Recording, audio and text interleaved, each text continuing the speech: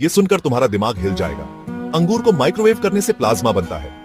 तो इसके पीछे का साइंस ये है, एक अंगूर को लगभग आधा काटो पर उसका छिलका जुड़ा रहने देना। इसे माइक्रोवेव में डाल दो और बूम, तुम्हें प्लाज्मा मिलेगा, जो कि एकदम गर्म आयनाइज्ड गैस होता है। माइक्रोवेव की एनर्जी अंगूर में फंस जाती है, जिससे एक छोटा सा लाइट शो बन जाता है। लेकिन याद रखना, यह अकेले ट्राई मत करना, हमेशा कोई बड़ा साथ में होना चाहिए। तो अगली बार जब तुम्हें क्यूरियोसिटी हो, बस याद रखना, साइंस हर जगह है, तुम्हारे फ्रूट बाउल में भी।